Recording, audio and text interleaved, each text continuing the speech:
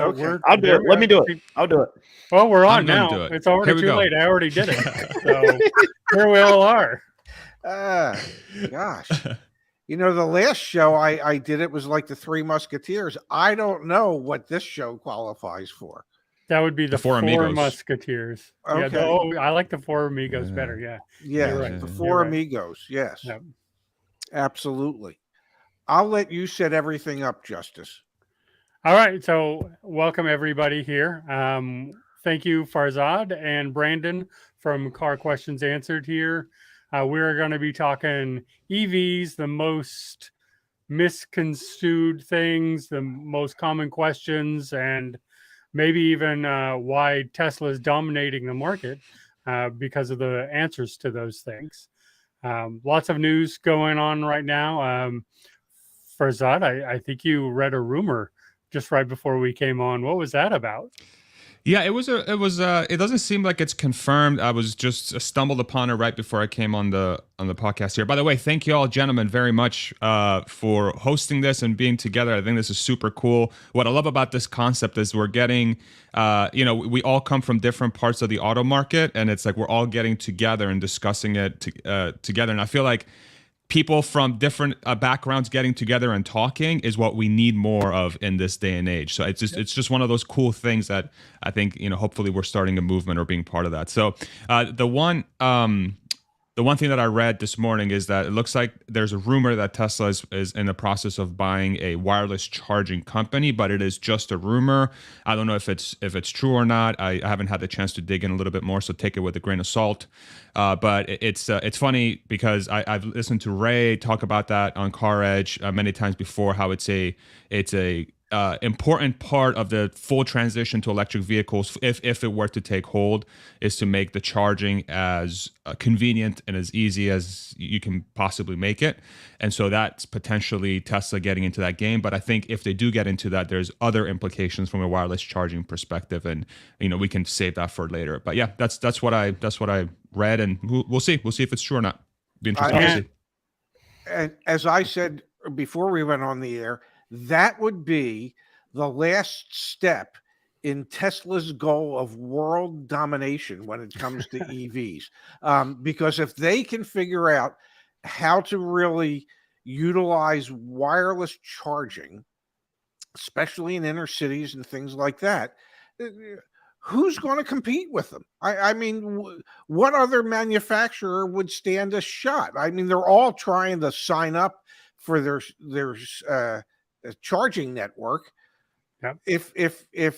If this is true and they own a company or are buying a company that would specialize in wireless charging, all bets are off. Tesla will, in my opinion, dominate the world more so than they do today. And every car that you buy comes with a free Twitter account. It'll be that simple. Yeah. Yeah, as opposed to all those paid Twitter accounts out there. Yeah. Yes. I'm one of those. But also, while we're talking about charging, before we get into the questions, I don't know if you guys saw the news story that Governor Abbott down in Texas said, if you're using public money to install chargers, like the Inflation Reduction Act is dictating, then you must include the North American charging standard plug on your chargers if you're using public money. So that's what Governor Abbott said? Yeah. So in Texas, if you're going to build it with public money, if you're going to accept public money to build your charger, then you got to have the Tesla charger as part of it. He gets to dictate that? Well, he's the governor and it's state money. So it's state money. So. Yeah. He gets to have a word about that. Yeah. Yeah. He would have a say on that. Yeah. Wow. I think what's interesting about that is it seems like there's a movement towards this NACS standard now on the EV world. One of the biggest, the toughest thing, I think a lot of EV owners that were not on the, say, Tesla supercharger network, one of the things that we're experiencing was that the reliability of charging and where they were located and the speeds and that they were up and running that was a big hurdle for a lot of people to get through. And now that, you have Ford, GM, Rivian came out yesterday and announced they're going to go on the NACS standard. My guess is Hyundai Kia is probably next. Yeah. If I'm a betting man, I think they're probably going to make an announcement here soon. So what's interesting now is you have a clear movement towards one standard, at least in North America, which is NACS. But you also have a lot of call it legacy EVs, that have the CCS port, which is it was the initial standard. It was a sort of, a bunch of automakers said, we're going to use this one, but now they're ditching it in favor of NACS. So I think the thought process in Texas is, since you have both types of cars on the road, instead of forcing people to buy an adapter, we're going to force the charge makers, if they want to take advantage of the incentives, they have to offer both types. Whereas before they only had to offer CCS. So to me, I think it's just I think NACS is obviously the winner here, and I'm curious to see if this will propagate to the rest of the world and not just to North America. I think the transition is going to be relatively quick, because you think about total percentage of cars on the road here, EVs in North America that are NACS standard, it's like 80% plus. So it's the transition should be relatively quick. Yeah, and as far as we just talked about this, a week and a half ago when I was on your channel, where, they got Ford, and then right after, I think we discussed that they're probably going to go after every OEM that wants to be on the on the network. That, this is Tesla's play, right? They're going to have the operating system, they're going to have the way to charge the vehicles. This is the way that they're going forward with their company. They're going to have their hands on every piece of the EV market, one way or another. And that does lead to world domination. And I'm hyperbolic like my son at times, but really that's what it's going to boil down to, is that when it's almost like tissues. When you say tissues, people usually say Kleenex. Well, that was the brand. Okay, that's not what it was. It was the brand. And so what's going to happen is Tesla is going to become the generic term for anything electric, because they will own, as Brandon says, every piece of that pie that gets us there. Yeah. I'm curious. Can I pose a question to the panel? And I love to hear everyone's reaction, because, from my standpoint, I've been very embedded in like the Tesla world, and I'm trying to reach out to the rest of the auto market. So this is my education process. And of course, I'm super thankful for you guys to be around so I can ask these questions. But I'm curious, has the recent developments in your minds, have they changed your mind about Tesla and EVs, their adoption rate and how they're building momentum? Do you think that has changed at all, given the recent developments around Tesla, Ford, GM partnering, the charging standard moving a certain way? Has that changed anything of how you think about EVs or Tesla? I'm just curious. I don't know who wants to take that first. I can go first. I can say talking to you guys in the last couple of weeks has completely changed my thoughts about EVs. A month ago, I still thought EVs took like 45 minutes to charge. And the newer Teslas are not the case. I actually interviewed a dealer yesterday that has a Plaid, and he does a 7-hour road trip to go to 3 different auctions on every Tuesday. And what he'll do is he'll cut up half the trip, and when he goes and stops to eat lunch, he'll charge his Tesla at one of the charging stations and go eat lunch, and it's fully charged by the time he's done with lunch. So just by having that information, I think it's just a big fail on Tesla's part to maybe, they don't need to advertise, but maybe change the word to educate.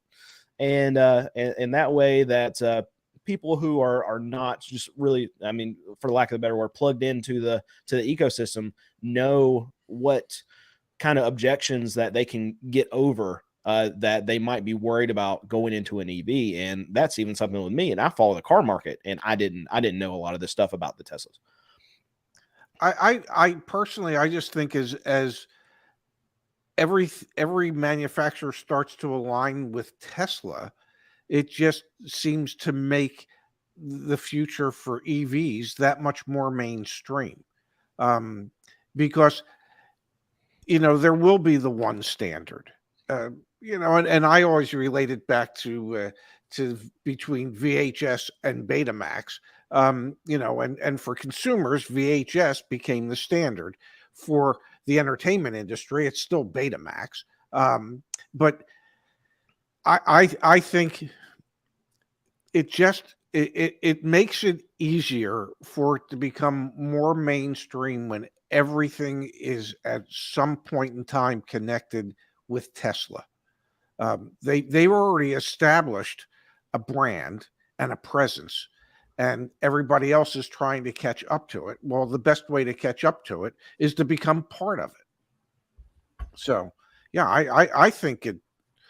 I think it in the future it makes it easier for people who are considering EV adoption to just go ahead and do it. Yeah, and for me, I'm kind of in the same camp as you, Farzad. Been a Tesla guy for a long time, though I really like to promote a lot of other EVs as well. Hyundai and Kia make amazing EVs with great charging and stuff. So I am excited for that future. But as far as this charging goes, it is becoming sort of synonymous because nobody's saying Ford and GM are adopting the NACS. They're all, the media is like, oh, they're all using the Tesla cable. They're all using the Tesla charger. So it is starting to become the generic. Okay, so and EVgo and all these other charging networks themselves using the plug. They're all saying they're switching to the Tesla plug, So it is becoming more generic and sort of this thing out there. So you are going to get, as Brandon said, the Kleenex effect of all that stuff, where it just sort of becomes generic. But as Brandon and Ray said, what's needed here isn't Tesla advertising, it's education. And I do put a lot of onus, and I've said this for a long time, put a lot of onus on Tesla for that. As you said, they're 80% of the market in the US on the EVs. But so many people are uneducated on the questions or have all these misconceptions. And, and that's on Tesla, that they're not out there educating people. People still have all these old things. The battery replacement is probably the number one I get all the time. It says, and you're in 5,000 miles, you're going to have to replace that battery. It's going to cost $20,000. Like, no, that's just not the case. And it's on Tesla to come out and make this education happen. Can I add one thing real quickly? I think it will become important for whoever is running a charging network, that they'll advertise that it accepts the Tesla plug, not the NACS. Okay, it's so much easier to understand. Oh, well, does this use the Tesla plug? That's what people want to know. They don't want to know, is it NACS? They're going to want to know, is it the Tesla plug? Because if it's the Tesla plug, I already have that. And that's why I think it becomes the generic term for all of this. They become the Kleenex of tissues. It is what it is. I mean, they might not have spent any real money on advertising, and they might not have spent any real money on education or educating the public out there, but they have, over the course of time, developed a name and a standard that is now synonymous with everything that has to do with electric vehicles. So I have a question going back to the advertising thing, and this is probably one for Farzad, but if they did ramp up their advertising and get a massive bump of orders in, can they actually service their orders? Are they intentionally not advertising because they can't keep up with the potential demand that it might cause?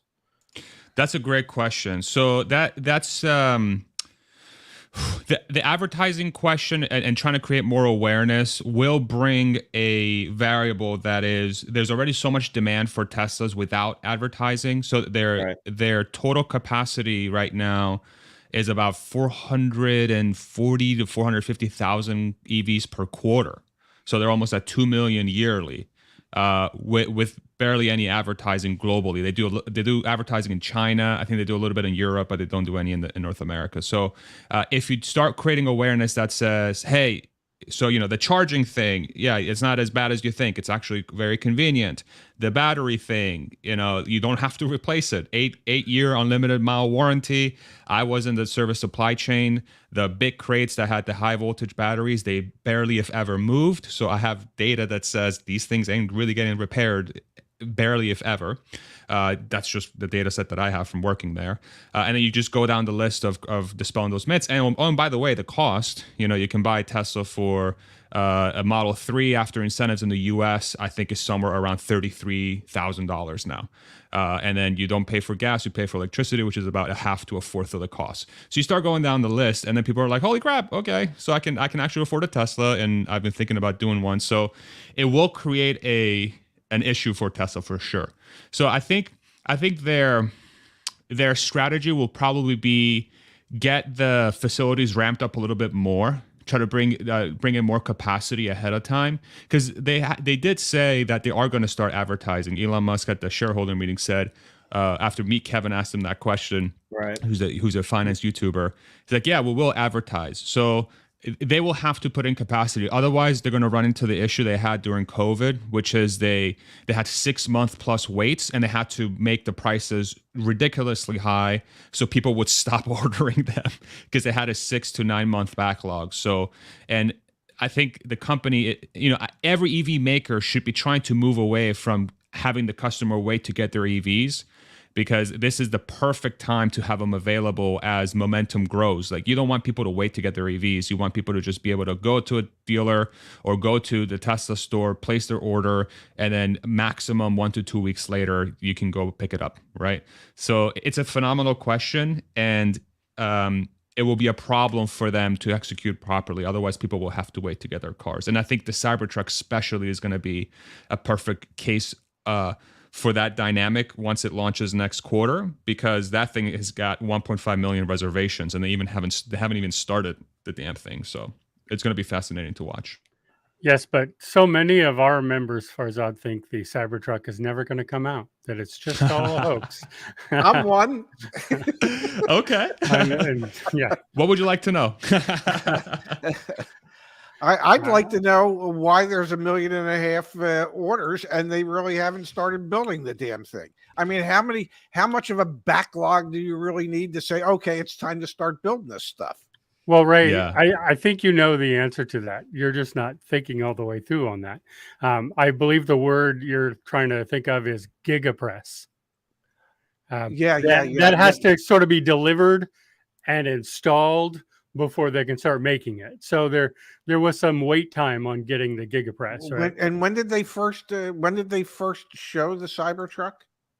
2019 November. Yeah. So almost 4 years ago. What was? Yeah, I don't know if you heard about this thing called a pandemic, but we had this little blip in time there where like everything was shut down and no one was doing anything, including the people who make the gigapress. Mark, you are a Tesla fanboy.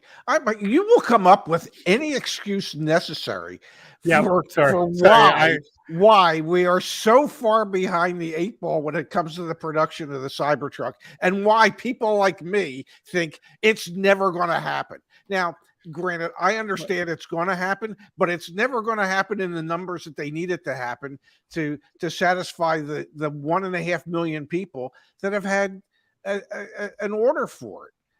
It's reminiscent of I hate to say this, of a Ford Maverick, hybrid, where I get emails from people who literally ordered 2 of them, a gentleman who ordered 2 of them last September, and he keeps getting emails from Ford saying, hey, we really appreciate your patience. And the guy's thinking, it's not I want the damn truck. Okay. And they still don't have a build date for them, and they don't have anything for them. And we're like 10 months in. That erodes customer confidence in a manufacturer when they're willing to open up an order bank and unwilling to actually produce the damn vehicles. So I understand there was a pandemic. Okay. I get it. But at some point you had to say, we're never going to be able to build all these. Let's stop taking orders, once you reach a half a million. Let us get caught up on the first 500,000 before we really start pissing off the other million. That buys you bad press, not good press. Go ahead. I was just going to push back a little bit and say, hey, Ray, how long does it take to get a RAV4 Prime? It takes you. The same thing applies to that. Why Toyota but we're not saying market share. But we're not saying Toyota is not legitimate. They're not building this vehicle. It takes 18 months to get one, but we're not like, hey, they should have just stopped orders. The difference is it's been around and they don't accept orders because it's a Toyota and you can't order one. Okay. Well, better than most. Farzad's going to answer the ordering part of this. Okay. So I'll let him go on that one. All right. I'll try my best. Here we go. All right. So it's multifaceted. I think there is, if I view it from a manufacturing perspective, I think Tesla has a reputation for being late with everything. So that's number one, which is something that I would 100% agree they need to work towards. And Elon Musk himself has come out, when the leader of the company is an eternal optimist and he's always missing deadlines, the culture of the company is going to be built that way. But the flip side of that is that it enables these insane things that end up happening after a while, right? So it's kind of a double-edged sword. From the Cybertruck's perspective, so the pandemic definitely had a big impact in the supply chain. These are brand new technologies, brand new supply chains that have to be spooled up. No one has made a car like this before, with an exoskeleton and single piece castings with that size of a car. So it requires a lot of new technology. And so when you have the pandemic kick in, it's kind of very unlucky. It's like all these people that were supposed to be using the resources to build that, they had to shift it to make sure the economy doesn't collapse, right? So they had to move resources around. Then you have the battery shortage component in that same exact time period. So they don't have enough battery materials available for them to get the Cybertruck ramped up.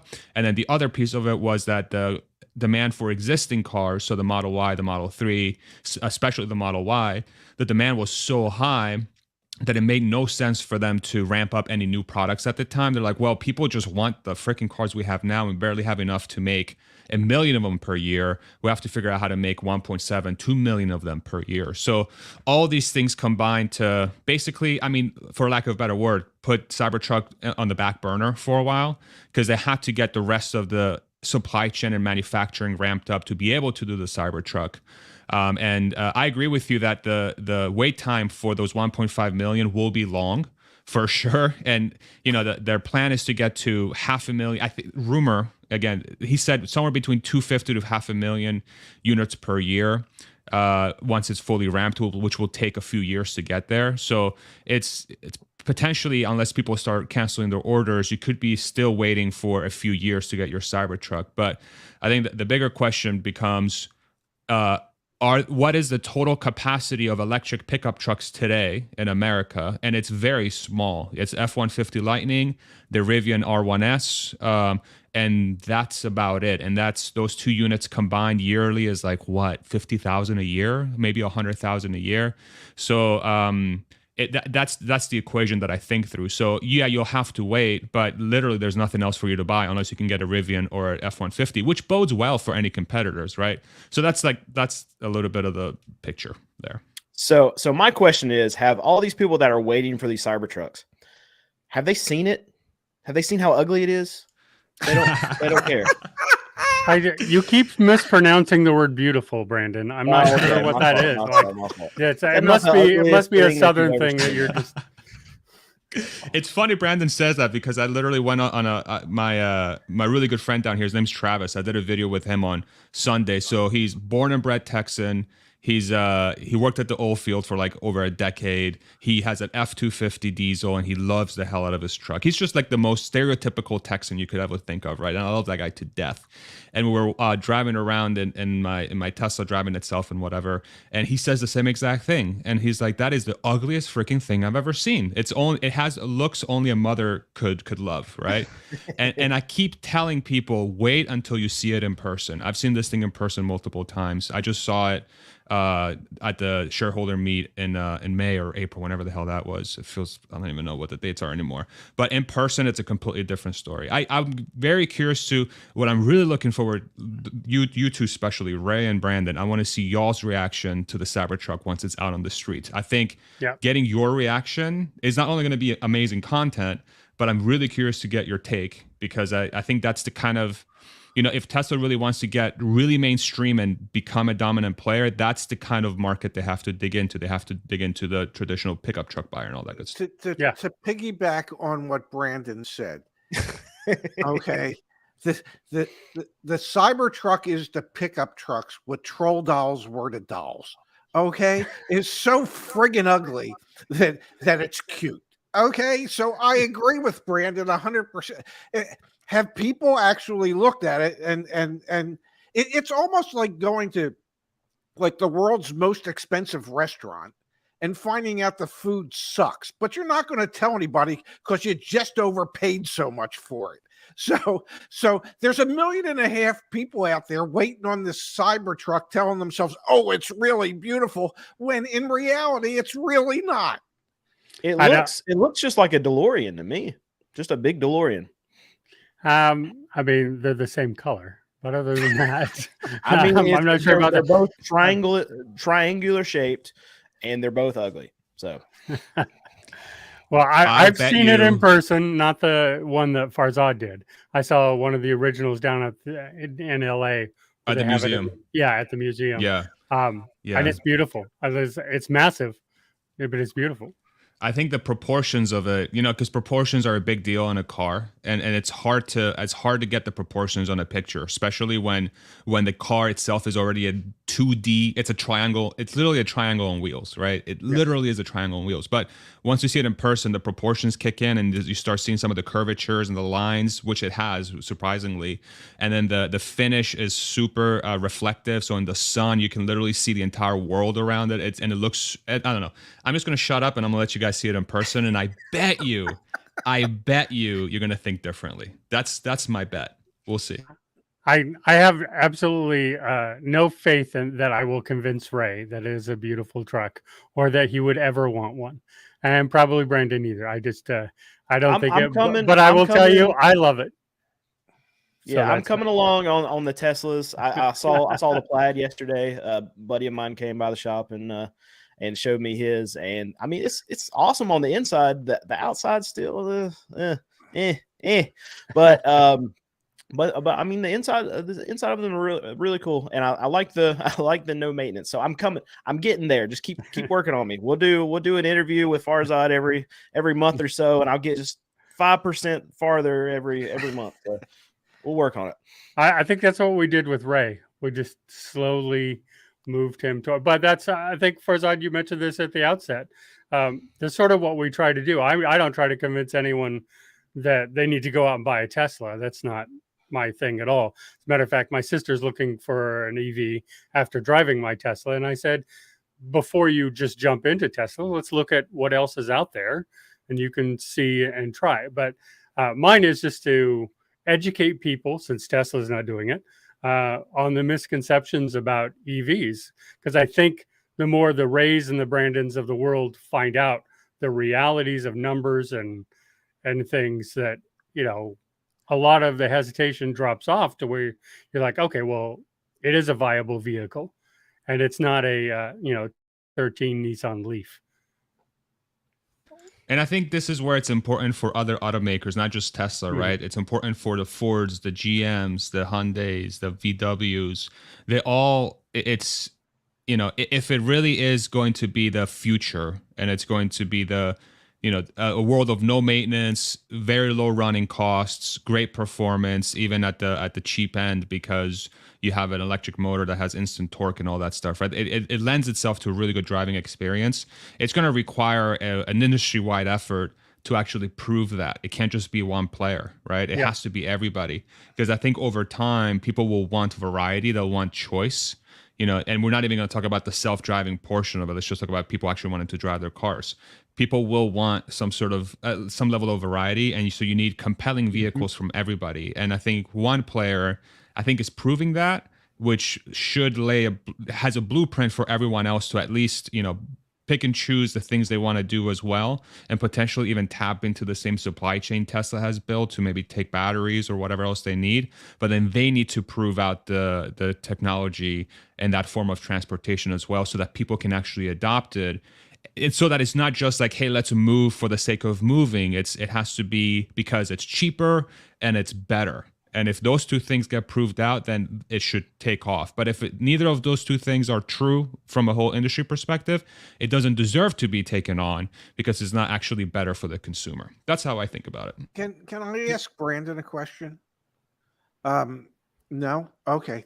It's I know it, based on the type of vehicles that you sell at your dealership, it'll be years before you will find yourself in a position to be able to sell pre-owned. We'll be out of business by that time.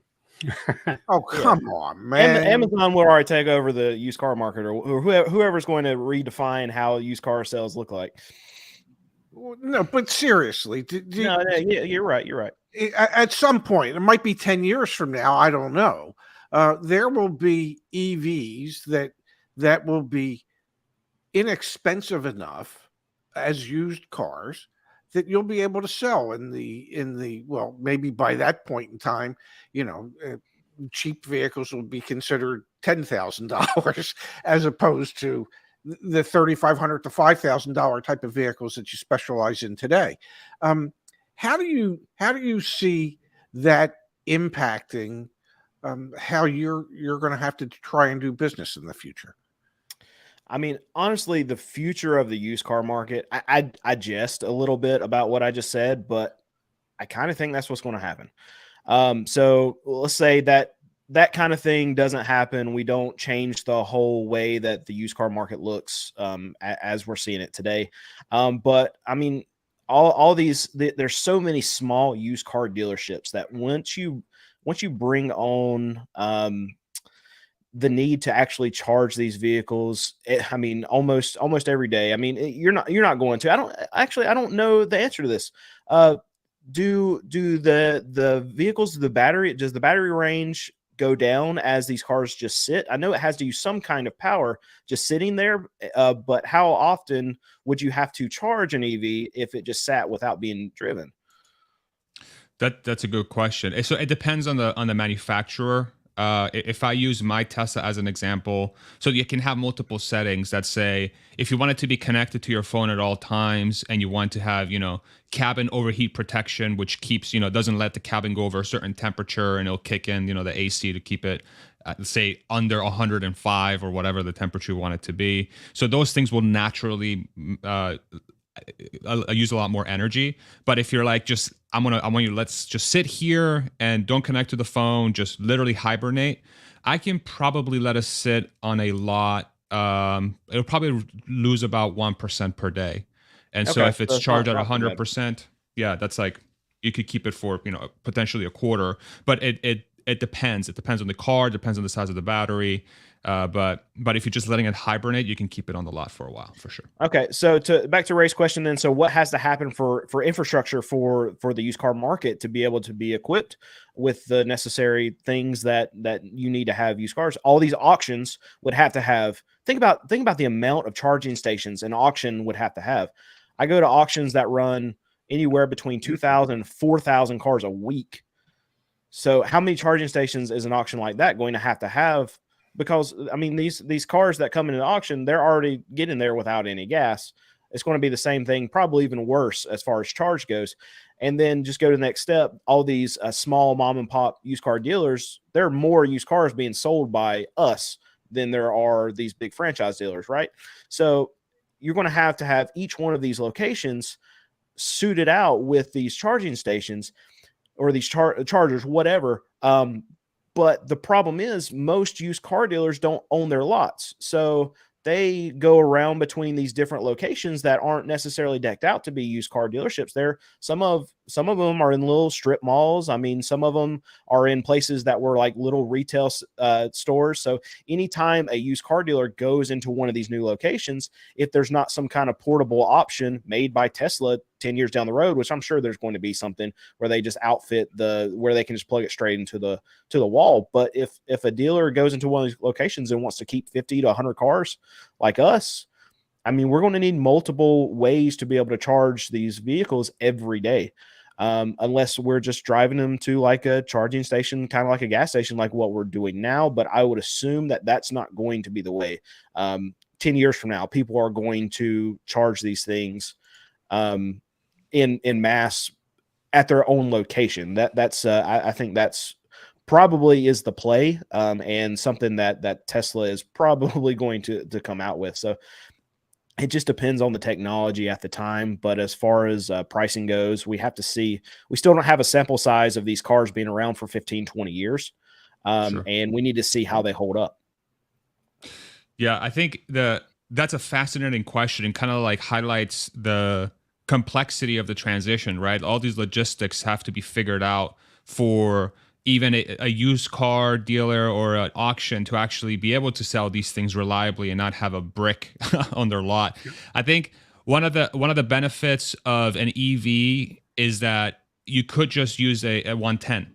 You know, a 110 is a trickle charge, but the one thing it will do is it will make sure you don't run out of battery. It will charge it very slowly. So I think it all depends on how much they're planning on letting the car sit on a lot. If they're going to be stationary, say 99% of the time, a 110 line should work. And so I'm guessing that's going to be like if every parking spot had a 110, or they had some sort of wireless charging solution, or let me get even a little bit crazier here. In the case of a Tesla, they could just, if the self-driving comes to fruition, which I think it will, they'll just freaking rotate. They'll just, they'll park, they'll wait for the car to charge. They'll set up a wireless charging station or something, or a wired station that moves itself, or I don't know, they'll use the freaking Tesla robot to unplug and plug it back in, right? There's all these crazy things that start coming to fruition, where you could have basically 1,000 used Teslas that drive themselves, and they just know when to go to the charger, and they rotate through, and then in a couple nights, all cars are super charged to full, and you don't even have to worry about it. So it all, like you said, it all depends on the technology that you have. But I think the key thing is that the EV can use existing infrastructure. You don't need anything special. You can just use a 110 theoretically to at least keep charge. It all depends on how many cars you have and how much room you have on the lot. And then that's if there's enough demand for it, my thought is that the supply and demand will kick in, and somebody will figure out how to do it. Another problem that comes into question with moving to the EV stuff is, Ray knows this. The auto market, we're stuck decades behind technologically and actually moving forward to change how we do. I mean, if you go to an auction right now, it looks like you're walking into like the 1980s. That's what it looks like. I mean, there's, other than allowing online bidders at this point, and really there were tons of auctions that before the pandemic, online wasn't even an option. They had to adapt to do this. And maybe that's the argument for saying when these EVs come online and they're more mass, that these auctions will adapt to that. But it's hard to teach old dogs new tricks, and the car market is a very, very, very old dog. Mm-hmm. No, I agree with that. It is, car dealers do what they do because the way they do it, because they've always done it that way. And most car dealerships are resistant to change. So they will always say, hey, this has always worked for us. Why do we need to find a different way to do it? So yeah, I think it's going to be hard as an industry for it to change, for the sales model to change, for the way we do things in the industry to change. It is the most change-resistant industry out there. The word tracks that salespeople are taught today are realistically in many cases, the same word tracks that they were taught in the 1960s. So a lot of this stuff has never changed, and it is going to be difficult unless we get a whole new breed of owners, much younger, much more technologically savvy than what we've seen in the past. I agree with Brandon. It's going to take forever for that aspect of it to change. Yeah, I agree. And, to your point, Ray, I think some of the most EV resistant people are the actual car dealers, the people who are out there buying them at the auctions and everything out there. They tend to be the ones who already don't like EVs, even though, they may not have all the answers. It's your thing. They're stuck in the way, and that is what it is. And they, these tend to be the ones who feel like EVs are being forced on them. So they're sort of pushing back on that. And, so you're right. I think there's going to be a problem at the auctions for quite a while and trying to keep up with that mentality. Car dealers as a group tend, and I don't know if you'll agree with me on this, Brandon, but they tend to be more reactive than they ever are proactive. Okay. they don't want to look so far ahead that they could proactively plan for what that future may look like. They will react to what is going on, and usually the reaction is late, but that's just my experience. Well, for most part, the car dealers have to be reactive because they're broke. I mean, most car dealers don't have any money. I mean, that's why we have this floor plan problem that we have right now, and that's why you see so many spikes and just the peaks and the valleys in the wholesale data is because car dealers are so reactionary, but they have to be because they don't have any money. So they can buy up when sales are good, and they can't when sales are bad. They're not preparing because they're just not able to because they don't have any money.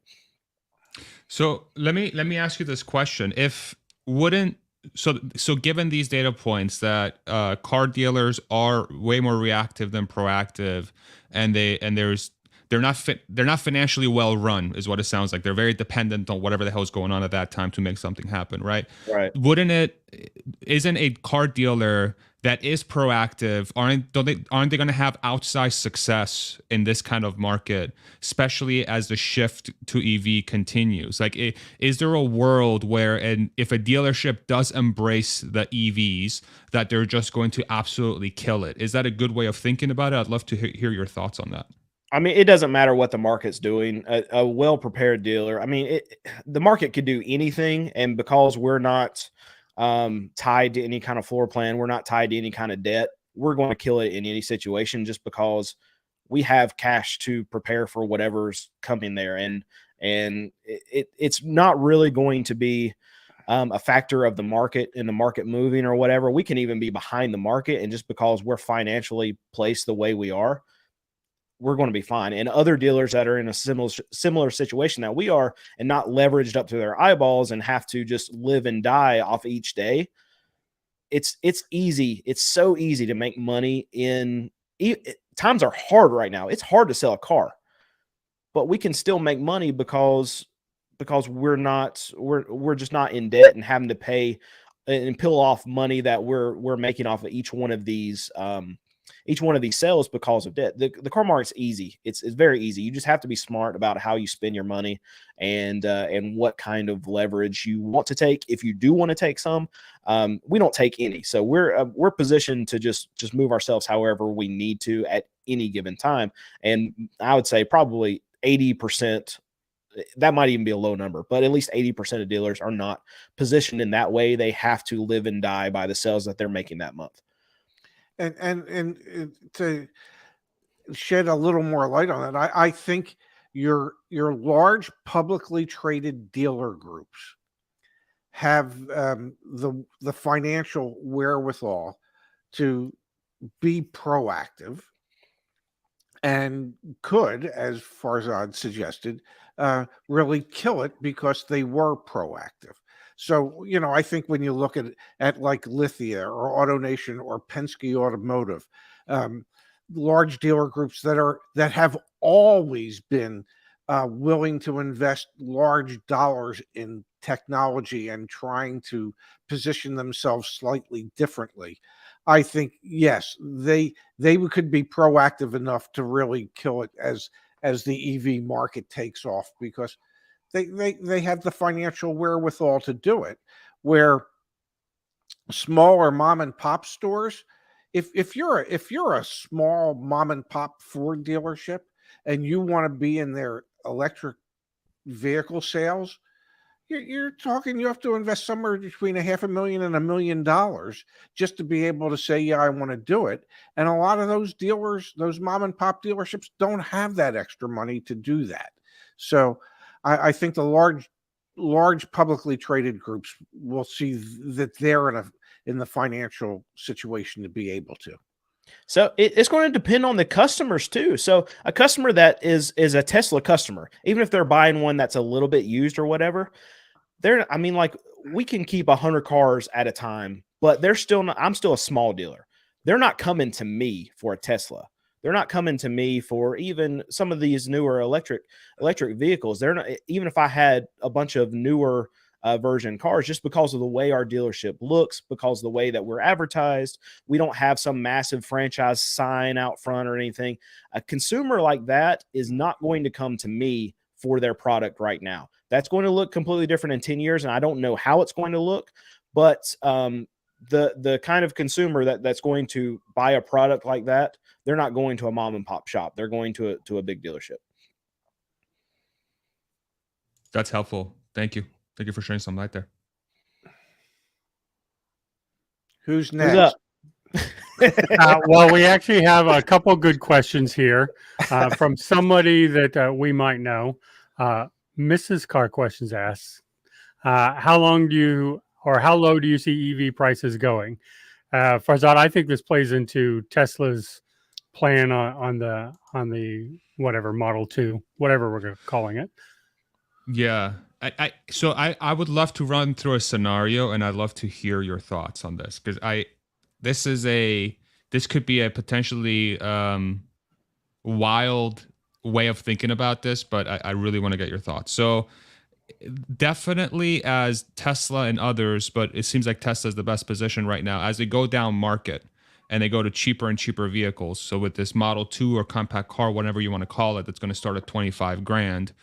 This is going to obviously impact used EV prices, on top of the supply chain ramping up and making the costs cheaper. And if Tesla is going to continue on the path of let's make them as affordable as possible, then the entire market's going to go down. But the one variable that is really interesting to think about is if we live in a world where the consumer decides that they no longer want gas cars and they want EVs, this is a scenario that could play out, and I don't know when. The demand for the EV is going to be much higher than the supply, because it's going to take potentially decades to get to the existing level of capacity in the US, which is like 14 to 15 million cars per year, is the total car capacity that is available for manufacturing. And we're currently at, I don't know, 2.5 million, maybe 3 million with all automakers. And if it's growing at, say, 50% per year, you could get there in like 5-6 years or something like that. But depending on when that transition happens, you could have more demand for EVs than supply. And you could have like a COVID situation again, where the EVs could actually go up. Even used EVs, they could go up, because people are like, we don't want gas cars anymore.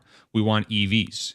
Now that creates a crazy situation on the gas car side that could make those car prices so low that people are like, but I can get a gas car for like way cheaper than I could an EV. And that could balance the market out again. So I think net, the EV prices will come down over time for sure. But I do think that their long-term, the residual value and how low they go will be, let's say, better for the owner than if you were the buyer, because there will be, I believe, more demand for EVs long term, especially if there are incentives from the government, and especially if people decide that this is the technology they want over the gas car. So that's how I think about it. So you're saying that there has to be some kind of crazy situation for that to like justify. I mean, to play itself out. I don't think so. All they're just going to take is like one war in the right place or something like that, and gas prices can go to $20 a gallon. Gas prices go to $20 a gallon. Now everyone wants an EV. Doesn't matter if you're pro EV, pro whatever. You're not paying $20 for gas if EVs are just readily available, and we're paying similar prices for electricity. So there's not a crazy scenario out there. I mean, it could be a horrible scenario, but there's not some kind of crazy catastrophic disaster that has to happen to make EVs something that just everyone wants, just because of the cost effectiveness of gas prices just spiking. And I can see a scenario where that absolutely happens sooner rather than later. I have a question, if I may. How long do we suspect that there will actually have to be governmental incentives to get people to buy EVs? At what point? What is the percentage of EV adoption that governments have to see where they finally say, well, it's not going to require incentives to get people to buy them anymore? I can take it. The way I think about it is that there doesn't need to be any today. So I think the incentives, in my opinion, I think the incentives are in place for everyone else to catch up to where Tesla has been this whole time. Because if you think about where Tesla ran out of their incentives in 2019, early, something like that, and they were still by far the best-selling EV in the US easily through 2019 and 2020 with a price penalty of $7,500, and people still bought them. So I would say that the incentives from the government are absolutely not needed for the EV adoption to continue, but because they are, just by happenstance, Tesla and other EV makers will win big. But I think this is my opinion. I think it's more of a bailout for other automakers to survive the decade to the transition, so that people will actually buy their cars. Because from a cost perspective, they're not competitive. Ford. We all know Ford, how much they lose on their cars. We know GM loses money on their cars. We know VW loses money on their cars. Tesla's the only profitable one, and without some sort of break to the consumer, these guys can't make money. I think it's just going to depend on the administration too. And real quick, Farzad, how much does Lucid lose on every car? $500,000. Yeah, and that's not even a joke. Yeah, 555,000 per vehicle. Yeah, yes, per vehicle. It's wild. But I also wanted to say, responding to what Brandon said, the highest state with EV adoption is California, where I live, of course. And I was out this last weekend with a family member driving around, and gas is $5.49 a gallon for the regular. Just regular old gas. So to his point, I think where you see the state with the highest gas prices also has the highest EV adoption rate. There is a correlation there. People sort of get kind of tired of that. But I also want to say that California is also one of the highest household income states. So as car prices are the same across the nation, a EV in, say, Alabama costs the same as it does in California, yet my household income in California is a lot higher. Thus, it makes it a lot more of an affordable vehicle. And I think until EVs get down to that point, till we see the Model 2s, whatever we're calling them, the $20,000 EVs, that it'll continue to be a slower adoption. I think once we get down to that 20,000 price point, especially, I think that's when we'll see a spike, because a lot more people can afford those vehicles. And then that will, in turn, drop the price in the used market. I think the counter, like the oxymoronic thing, I guess is the word I'll use. The thing that seems weird but is true is that for every dollar you spend, regardless of whatever EV you buy, if you buy a like for like vehicle, like say a Model 3 versus a 3 Series, which are kind of in the same class, right? over the life of the vehicle, the EV will be significantly cheaper to run per mile than the gas car. And this is across every single vehicle maker, because there's way less moving parts, so there's much less maintenance, and the fuel, gas versus electric is way cheaper. But it's the upfront cost that right now is the limiting factor. It's the thing that's like not allowing everyone to jump in. But once financing options and the initial cost of the car comes down, and we talked about this on CarEdge, Ray, with Zach as well, I think, is that if you're able to, or when you guys came on my channel, there is a world very, very soon where an automaker could come out with their options that says, hey, loan, electricity, insurance, all these things all in, $500 a month, and you drive a brand new EV off the lot. And that is the dynamic that the EV offers that the gas car doesn't today. And that, in my opinion, will be the thing that really kicks this into a different stratosphere. And it goes back to Brandon's point of cost. I think this is the EV advantage long term, is cost. It's not performance. It's not how it looks or how it performs or the technology. It's cost. The cost per mile of the vehicle is much cheaper. You just have to get it so that the person can afford it up front. Do we think that as EVs end up taking more market share away from gas vehicles moving forward, that once that happens, the cost of electricity will skyrocket in this country? That's an interesting question. That's a very interesting question. Yeah. So it all depends on useful capacity. Justice, did you have any thoughts there? I have a few, but I don't want to monopolize the conversation. Sorry. No. Yeah, I'll just keep mine short because I do want to hear your answer to that. But this is something that I have said. A lot of the comments I'm reading from non-EV people are sort of misinformation. But this one is a real one that I do think is something to watch out for.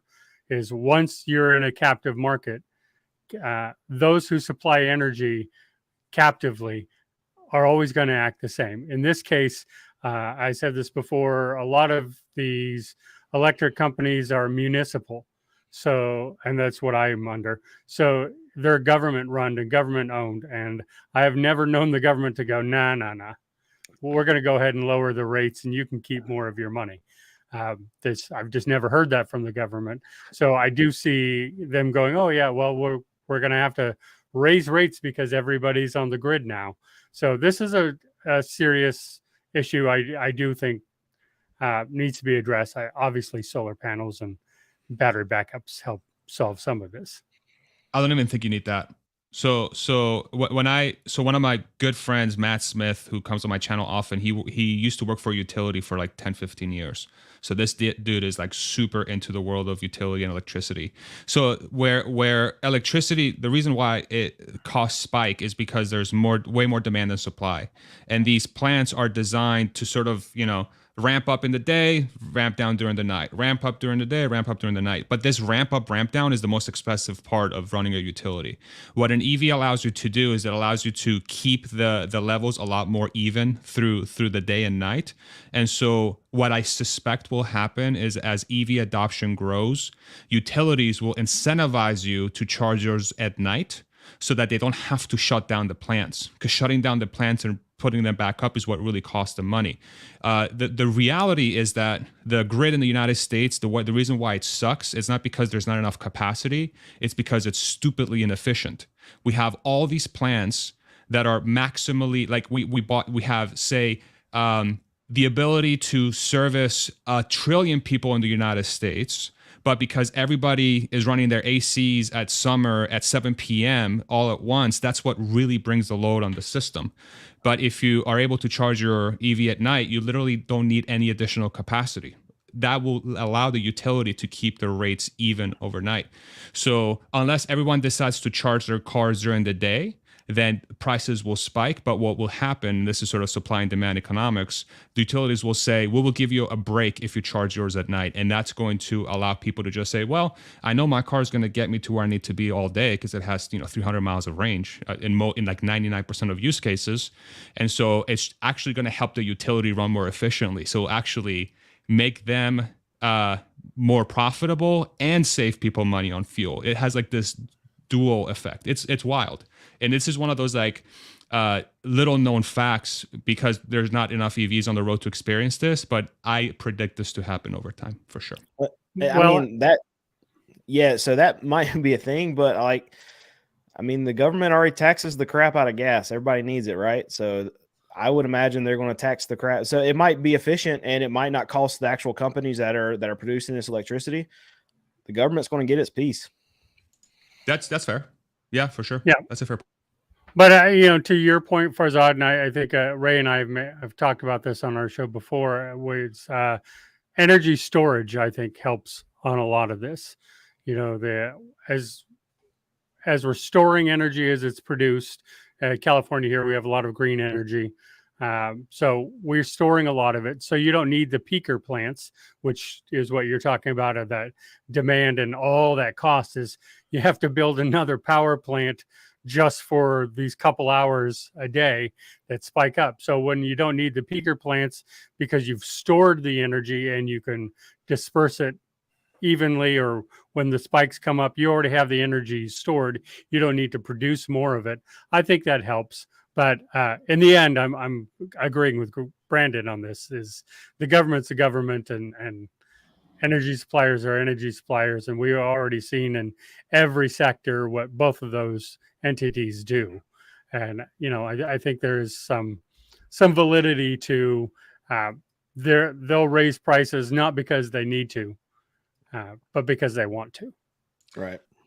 I would say that would happen under any circumstance. So it's not really an EV thing. I mean, the EV thing might be the catalyst, but what that opens the door for is distributed utilities or new utilities that come on board that actually disrupt the old utilities through, say, solar and batteries.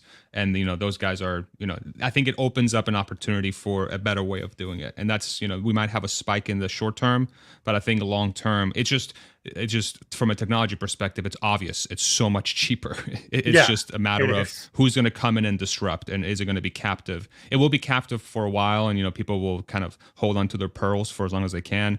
But I think like anything else in history, at some point, somebody will come in and break it.